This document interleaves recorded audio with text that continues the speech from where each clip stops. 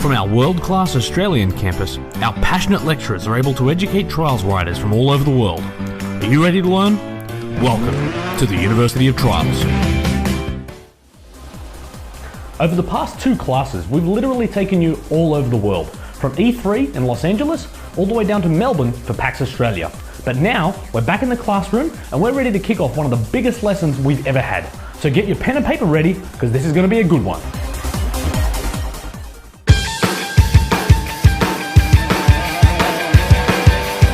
The first technique I want to focus on is the high jump. This is where you have to get just that little bit extra height in trying to get over an obstacle.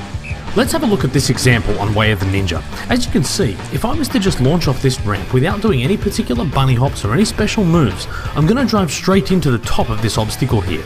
So what this means is that I've got one of 2 options. I can either remove the top of the obstacle, or I can perform a high jump. The key thing to remember when performing a high jump is that it's very similar to the bunny hop technique that we've talked about. The key difference is to make sure that you lean forward, then backwards to maximize the height that you get off the jump. So now let's put this technique into practice on the truthers out there. Starting from a position where you're leaning forward, what you want to do is accelerate and push hard to the left. As soon as the front wheel starts getting some lift, now you want to press hard to the right to start taking yourself up and over the obstacle. What I suggest you do is ensure that your rear wheel makes contact with that wooden plate with the X on it. It will give you a little bit of extra boost, help you clear the jump, and get over the finish line.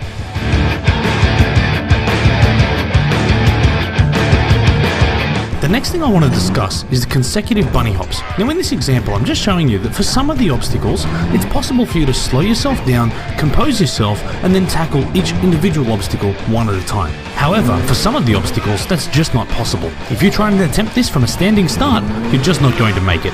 So what we need to do is utilize consecutive bunny hops to ensure we can make it over all of the obstacles. The key, as we've discussed in previous lessons, is to ensure that your rear wheel gets the maximum amount of grip onto the platform and to ensure that it's in contact with the platform for the longest period possible to make sure that you get the most power to propel yourself forward. As this is all about understanding the physics of the bike, what we need to focus now is getting the maximum amount of weight over that rear wheel at the point it becomes in contact with the platform. As you can see in these examples here, just at the moment where you're about to touch the platform, flick hard to the left. What this will do is seat the rider down over the rear wheel, make sure that the rear wheel comes in contact with the platform first, and then at the time when you're about to launch off, propel yourself into another bunny hop by flicking hard to the right. Repeat this process a number of times and you'll get through these obstacles with no problems.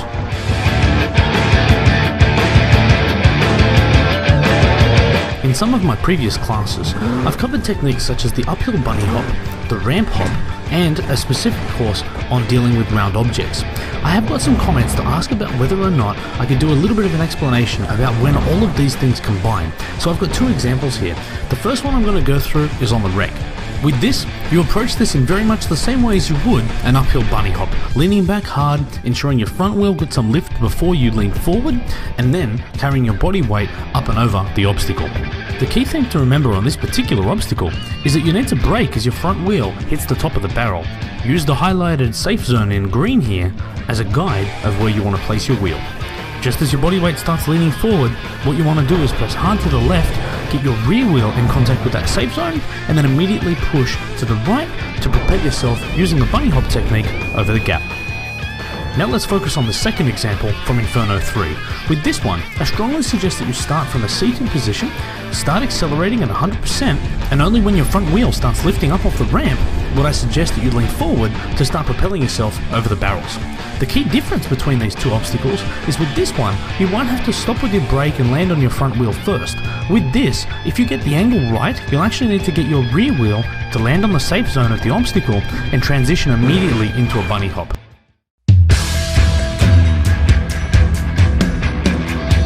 I did say that this lesson was going to be jam-packed, so I don't want to stop here. I'm going to keep going with a couple of other bonus tips that I thought I'd include to wrap up this lesson.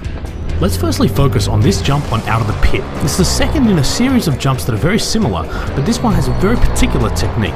The first thing that you want to do is accelerate at 100%, and as you get to the edge of the jump, simply push to the right. This will ensure that your body weight gives you that little bit of extra momentum and boost to get you to the first part of the obstacle. The second thing you want to do now is push hard to the left. This will ensure your rear wheel gets lifted up and is brought closer to the obstacle. From this first platform, now what you want to do is perform a bunny hop, and you need to perform this in one fluid motion, ensuring that you reposition your bike to get maximum grip for the next part of the obstacle. For regular students of the university, what I've shown up until this point will have been quite basic, but here's the tip that I want to share with you. As you get to this part of the obstacle, there's two ways you can approach this. If you attempt to do a bunny hop to get over this gap, you'll notice there's a large stone above your head and you'll hit that every single time. To easily transition through this gap, what I suggest you do is lean forward as soon as your wheels make contact with the stone at the base here. What that will do, as long as you accelerate at 100% and keep pushing hard to the right, it'll ensure that you clear the gap easily while minimizing the height that you carry, and it will avoid hitting your head on the stone above. The next obstacle I want to discuss is this one on the wreck. I just want to discuss this briefly and give you a couple of quick pointers about how to approach this jump and how to get over this a lot more consistently. The first thing you want to do is start from a seated position as you're going across the top of this rail carriage. Next, you want to accelerate, but I'd only suggest accelerating at around 40 or 50%. What you want to aim to do is push gently to the left, rotating your bike ever so slightly, just so you can position your bike so your front wheel is up in the air and you only make contact with the rear wheel. As you make contact with the ramp, start accelerating, and what this will do is launch you up and into the air. As you make contact with the ramp, you should now be accelerating at 100%. What this will do is slingshot you up into the air, and it's at that point where you start pushing hard to the right in an effort to rotate the bike around and position yourself for the next part of the obstacle. Getting your rear wheel to come in contact with this pillar at the end here is a little tricky and will take a bit of practice, but now you understand the basics of this technique, finishing this part isn't going to be difficult. Well, I did say in the introduction that we would be covering quite a lot this class, and I think we've achieved that. However, we have run out of time. Be sure to bookmark the 16th of October because that's when we plan on releasing the 8th and final class of this semester of the University of Trials.